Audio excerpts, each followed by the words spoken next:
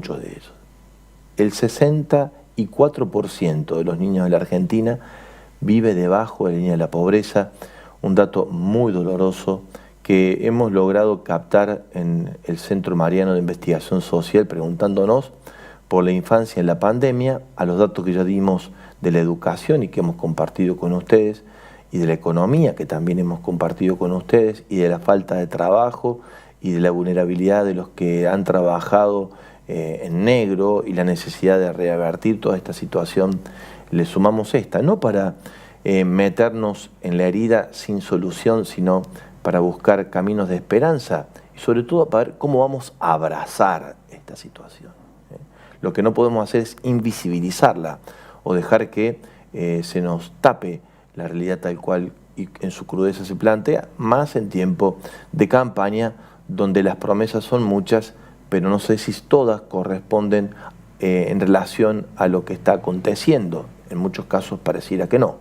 A nosotros nos toca este lugar de describirla con crudeza, pero no para meter desesperanza, sino para entender los compromisos que tenemos que asumir para revertir esta situación que, si no reaccionamos a tiempo, posterga una parte importante del futuro de nuestro ser nación. Está con nosotros el responsable del Centro Mariano de Investigación Social, Edgardo Dainotto, presidente de la Asociación Hombre Nuevo en toda Argentina, y nos da la posibilidad de ahondar con él sobre este informe. Edgardo, muy buen día, ¿cómo estás?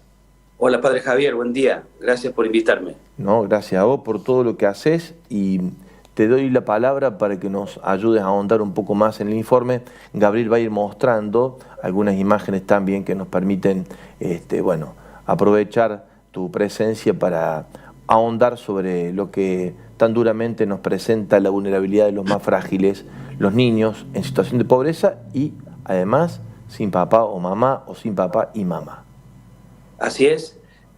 Lo que hemos intentado en esta oportunidad es profundizar para ponerle más peso al amor que nosotros sentimos por los vulnerables, por las vulnerables.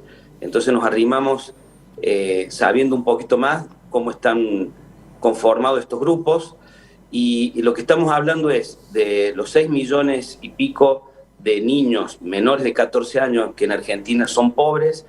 200 y largos están en esta situación especial de vulnerabilidad en el que han perdido o no pueden convivir por algún motivo, que hasta puede ser la cárcel, la exclusión de hogar, con alguno de sus padres. Esto significa también que hay muchos de todos estos grupos que están viviendo con sus abuelos, que ustedes saben que es el grupo que más ha sufrido los efectos de la pandemia a nivel de salud, con la muerte o disminución de sus capacidades de trabajo y de seguir haciendo lo que venían haciendo. Y se han sumado, o sea, son más de 130.000 los que se han agregado a esta vulnerabilidad. 13.000 son los que han perdido durante la pandemia hasta abril, que es la fecha del estudio que hemos tomado, algunos de estos papá o mamá o abuelos que los cuidaban. Gracias por la precisión, Edgardo. Yo confundí un poquito los números, ha sido mucho más claro. Sí, pero los 130 te suenan, los 130.000 te suenan porque es el volumen de personas, más o menos, si vemos la acumulación de efectos críticos que están produciendo las crisis cambiarias del 2018-2020 y la crisis de la pandemia, te vas a dar cuenta que esos 130.000 es parte del ritmo casi mensual de incorporación de pobres del sector laboral a pobres, ¿no? Por la disminución de los ingresos, del valor real de lo que ganamos, de lo que ganan sobre todo los sectores informales y de los que van perdiendo el trabajo, ¿no? Que es uno de los efectos más impactantes de la pandemia, y que repercute en los niños porque por casa, por familia que cae en la pobreza, son 2 niños que ingresan al mundo de la pobreza con el resto de las vulnerabilidades. Encima hay migración interna, por ejemplo, para conseguir trabajos en otros lados. Ahí tenés ya niños que van a crecer o van a estar un tiempo sin alguno de sus padres o a cargo de sus abuelos o de los vecinos o de algún otro pariente. Entonces, sí, pero el dato para reafirmar lo que decías antes, el dato que hoy queremos remarcar, y yo lo dije agregándole un 0, que no es menor, es que hay 13.000 niños que en la pospandemia o durante la pandemia quedaron en estado de orfandad en el marco de esta pobreza y de vulnerabilidad que los lleva a convivir con el abuelo o con alguien que se hace cargo de ellos por motivos diversos, ¿no? O porque perdieron la vida los papás, o porque están en situación de vulnerabilidad lejos de la crianza, o por la razón que sea, ¿no? Sí, estos 13.000 tienen una pérdida por muerte, sí. ¿no? Eso es el dolor. Esto de muerte, perfecto. Que además la ONU, la UNESCO, que es la organización especializada de la ONU para niñez, ha estudiado los efectos sobre la psiquis de niños y niñas por la muerte, sobre todo de las personas que están a cargo, ¿no? En su inmensa mayoría los papás, pero ya ronda en algunos lugares del mundo casi un 40% de los niños en situación de vulnerabilidad están al cuidado de o abuelos, parientes, vecinos, etcétera, o instituciones. Sí. Es grande el número. Es muy grande. Y en la Argentina, Edgardo, además, nosotros hemos indagado junto a tu equipo de trabajo que en realidad los recursos del Estado no están bien administrados en razón de esta vulnerabilidad y que las organizaciones que llevan adelante tareas para abordar, abrazar y cuidar este estado de fragilidad a veces tienen que mendigar ante la responsabilidad que cabe al Estado como primer actor social, y eso también es un dato que no queremos dejar pasar de largo. Sí, es el dato en el que nos terminamos asentando para hacer la propuesta, porque nuestros oyentes tienen que tener presente que una gran cantidad de acciones comunitarias que están asistiendo a las familias y a los niños y niñas que han quedado sin alguno de sus progenitores o abuelos, está a cargo de instituciones, muchas veces de iglesia, y también de familias, ¿no? La misma familia vulnerable. Imagínate que de estos 220.000 niños y niñas que viven con personas que no son sus padres, reciben asistencia del Estado porque el 67% de ellos son pobres. Claro. Entonces, la discontinuidad de estos servicios que tiene que prestar el Estado a estas familias o instituciones hace que la calidad del servicio que se presta se vea totalmente en peligro, porque uno cuando tiene que administrar teniendo ingresos esporádicos, ingresos cada tanto, y va reduciendo gastos y va reduciendo profesionalismo a las intervenciones porque no tiene con qué pagarla. Claro, todos tenemos instituciones de iglesia y de otros sectores y de otros organismos del sector civil que realmente terminan fundidos, esa es la palabra, o no sé si hay otra mejor, quebrados, porque no pueden sostener los servicios que se prestan, porque el Estado no gasta, no invierte en lo que tiene que invertir, o promete y no cumple, que es lo peor. Sí, y el informe dice algo que es mucho más duro de lo que estás expresando, Edgardo, y te doy pie para que también ahondemos sobre eso, que manipula desde algún sector de la clase política y no desde la política de Estado, el estado de vulnerabilidad del pueblo en esta circunstancia de una manera clientelar. Lo dice claramente el informe en este caso, ¿no? Sí, sí. Bueno, en el juzgar, acuérdense que nosotros en el SEMAI nos preguntamos desde la iglesia, con el método del ver, juzgar y actuar. Y nos preguntamos no solamente por qué hay niños en situación de pobreza o de orfandad, sino por qué ocurre eso, dónde está el problema, para proponer alguna vía de acción. Eso es lo que caracteriza al SEMAI. Y lo que estamos encontrando en las encuestas que hacemos para cada intervención es cómo, a medida que se acercan los periodos electorales, se acostumbra a recibir un subsidio momentáneo, un subsidio que es además televisado o puesto en spots publicitarios, que terminan, digamos, ensuciando un poco la intervención de todo este tercer sector civil que quiere colaborar, pero queda preso, digamos, de las redes de la política partidaria, no de la gran política, no del ser Estado, ¿no? Sino de pertenecer a un grupo u otro y demostrar que tengo una sensibilidad en un momento, por un tiempo, y que luego me retiro sin la menor vergüenza. Eso es lo que está ocurriendo en la mayoría de los casos. Sí, sí, y es el dato que yo entiendo, la sociedad argentina va reaccionando frente a ello y pone bajo tela de juicio el accionar político con un modo bastante pobre, por no decir miserable, de su manera de vincularse a las responsabilidades delegadas por el pueblo, único soberano en la gestión del poder en el caso de la democracia. Edgardo, cuando analizábamos esta perspectiva desde el tercer sector, recordaba un diálogo que tenía en algún momento con un funcionario público desde Hombre Nuevo y me dijeron, ¿en qué te puedo ayudar? Y a lo que nosotros respondimos, en ese caso estaba yo presente con él, le dije, no, es al revés la pregunta. ¿En qué podemos ayudar nosotros? Porque ustedes son los responsables sí o sí del problema que estamos atravesando. Eso muestra este estado de cambio de historia, digamos, ¿no? O sea, este es un problema de la sociedad, nosotros administramos el recurso, lo damos como queremos y cuando queremos, cuando según nos conviene, y el problema es de otro, no es mío, dice en algún punto quien tiene la responsabilidad de gestar las políticas de Estado. Algo más sobre lo que vos entiendas, Edgardo, podemos nosotros ver desde la doctrina social de la Iglesia, en el juzgar, que está muy bien dicho también allí en el documento, y algo más que nos ponga proactivos a lo mucho que ya se está haciendo.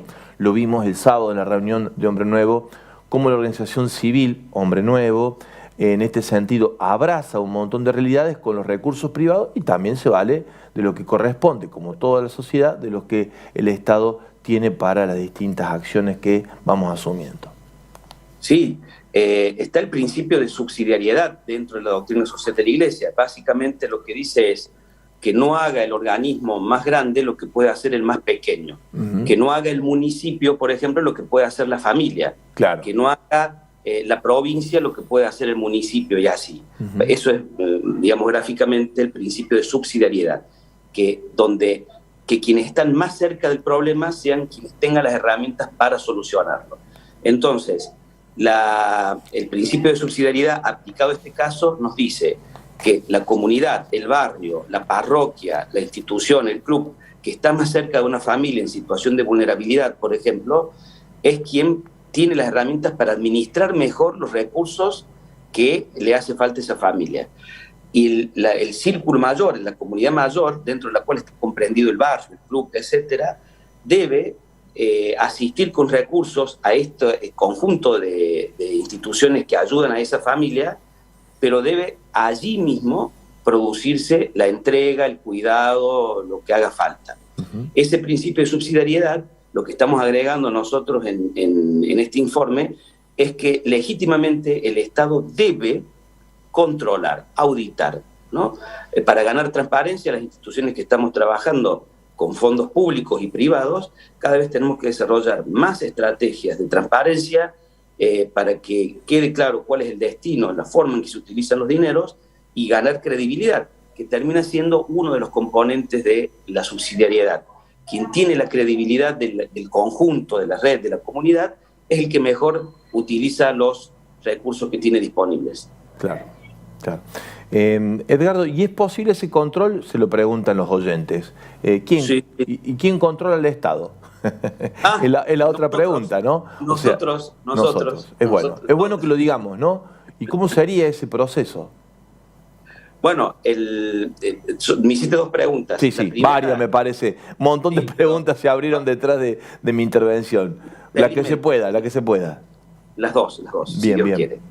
La primera, hay distintos organismos públicos que están para controlar como por ejemplo, asociaciones civiles como la nuestra. Sí. A través del balance, de la memoria anual, de las asambleas que son públicas, que quedan grabadas.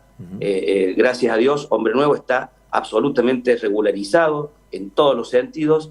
Eso es ya un primer paso en lo que es transparencia. El segundo es formar parte de redes que nos monitoreamos unas a otras, que compartimos información y que a la vez vamos diagnosticando qué hacer con los distintos grupos de personas vulnerables que están en Córdoba. Por ejemplo, las personas en situación de calle somos no menos de 10, si no me equivoco, instituciones que en el centro de la ciudad trabajamos poquito, mucho o muchísimo con personas en situación de calle. Entonces, esa cooperación entre nosotros genera transparencia, porque además aprovechamos todos los recursos de un modo más eficaz.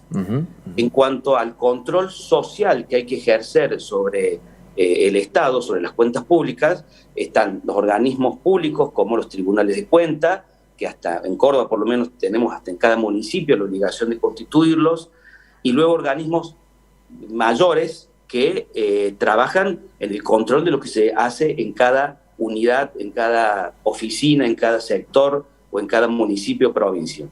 Y también tenemos organizaciones del tercer sector que controlan la ejecución de presupuestos, que controlan la derivación de fondos. Hay instituciones nacionales que controlan, como AFIP, si no me equivoco, no, AFIP, ya me va a salir, el tema de los lavados de pasivos y activos, ¿no? UIF, la UIF. Exactamente, la UIF, perdón, la unidad.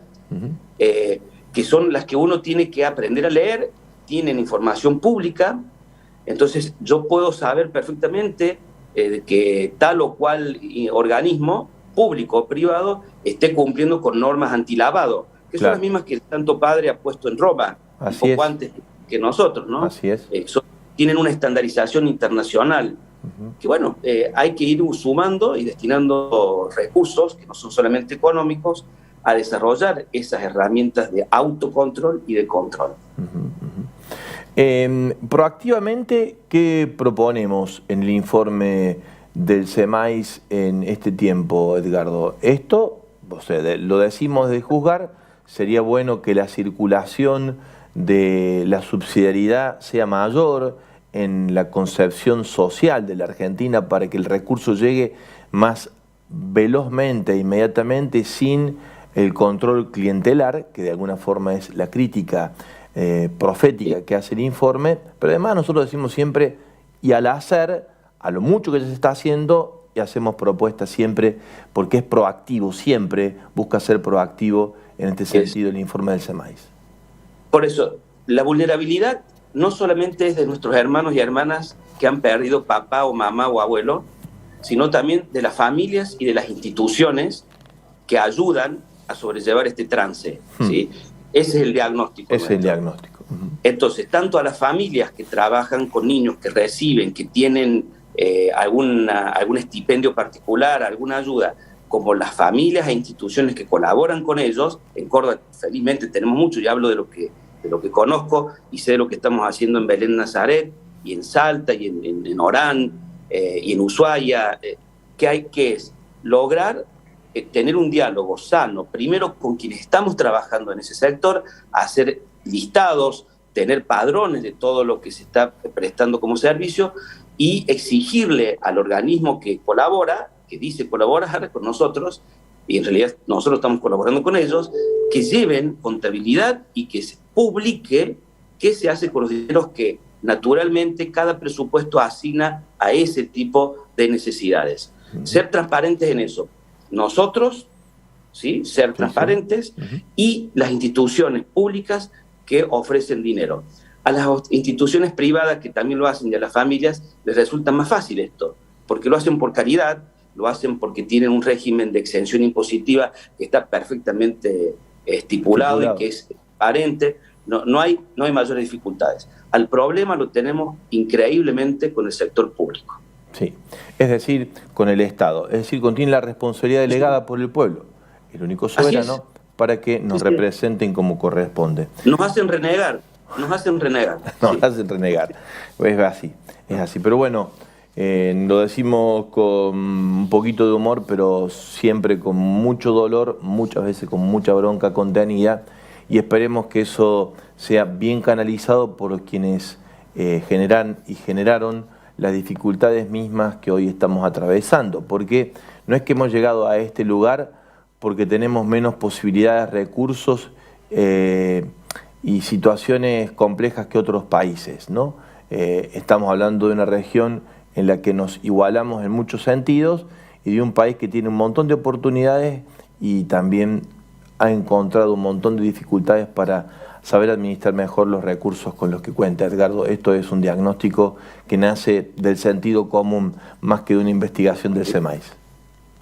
Así es, compartido por lo menos en todo lo que has dicho por mí. Me parece que cada vez que hacemos un informe nos sentimos más encaminados desde la obra de María a profundizar haciendo y a ser receptivos en las iniciativas apostólicas que hay en cada diócesis, en cada pueblo, en cada lugar donde está la radio. Sepan que estamos en condiciones de ayudar, de darle un sentido de unidad a todo lo que se está haciendo, darle espíritu, darle mística de servicio y transparencia, sobre todo mucha transparencia.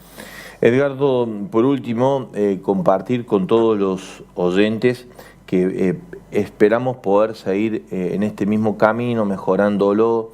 De alguna manera nos marca la línea editorial de nuestro proyecto de comunicación, que está en lo social promocionando con gestos y acciones concretas que se van multiplicando y con un despertar de conciencias que dolorosamente nos hace ver la realidad con la crudeza que supone. Y comparto también esto, cada vez que hacemos nuestro informe, créanos que nos atraviesan las lágrimas, nos hace verdaderamente sudar.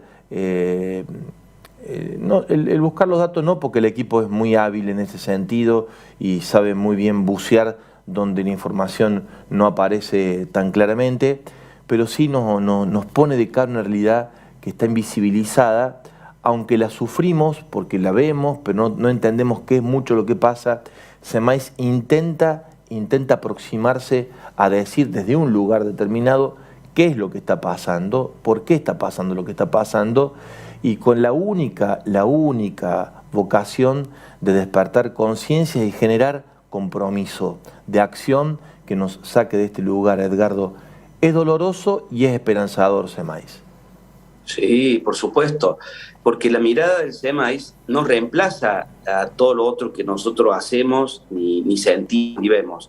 Es simplemente aportar para un tipo de acción que es la acción política, que es distinta a otras acciones humanas, colectivas. La acción política tiene una originalidad, un fin que la Iglesia ama profundamente y que le da la tarea de organizar la sociedad lo más cristianamente posible, decía Pablo VI, y ese es el aporte que nosotros hacemos. No solamente criticamos o damos un plato de comida, sino que nos preguntamos, como decía, me parece que Monseñor el de Cámara, nos preguntamos por qué pasa lo que pasa. Y ahí pisamos callos, a veces son callos nuestros, ¿no? Los que pisamos. A veces son callos nuestros. Sí. Pero queremos ofrecer a los políticos, a los dirigentes, estamos en una época totalmente electoral, conocimientos y herramientas. Está en ellos tomarlas o no, por supuesto, ni quiere decir que sean las únicas ni las mejores, son las que tenemos. Sí, y sabiendo también que en la vocación de servicio, nuestros oyentes y seguidores en todas las plataformas de comunicación, contando con esta herramienta, tienen razones mayores para seguir dando pasos de compromiso a lo que están haciendo, ¿no? Y que esa pequeña gotita frente a este mar de dificultades, de verdad, sacia una sed inmensa de justicia y de paz que vienen siempre de la mano. Edgardo, agradecerte, disculpas por las pifiadas al comienzo de nuestro compartir, gracias por la precisión que sí nos da SEMAIS y esperamos el informe número 10, porque ya estamos en el 9 y estamos felices de haber llegado a este número. Sí, acordate, padre, que estadísticas viene de Estado, ¿no? O sea, la estadística es una disciplina que nació para conocer el estado de situación de todos los habitantes de un reino. En el siglo XVIII estamos hablando. Entonces, manejar las estadísticas nos remite a ese sueño de poder ayudar a todos, absolutamente a todos, llegar a todos, que no quede nada fuera de la mirada. A crear políticas de Estado.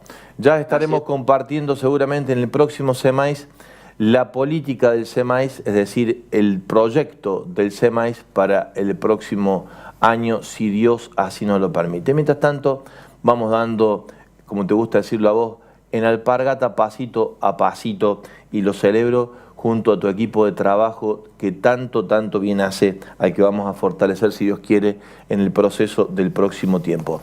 Edgardo, gracias por tu tiempo, gracias por tu servicio, abrazo grande, y mi compromiso personal y el de los oyentes de Radio María que aman el proyecto de Hombre Nuevo, de orar por vos y por todo lo que el Señor te confía, que es mucho. Vos sabés que es así. Gracias, de verdad. Abrazo grande.